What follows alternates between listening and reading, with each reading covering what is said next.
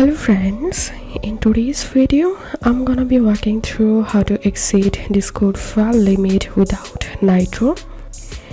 But before getting started this video, make sure to subscribe 5-minute solution.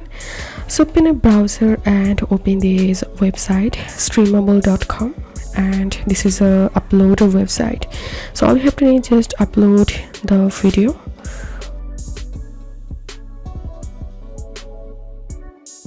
And once it's uploaded, click on copy link and now open your Discord and open the server where you want to send the video, and now paste here the video link and send, and then you will see the video here.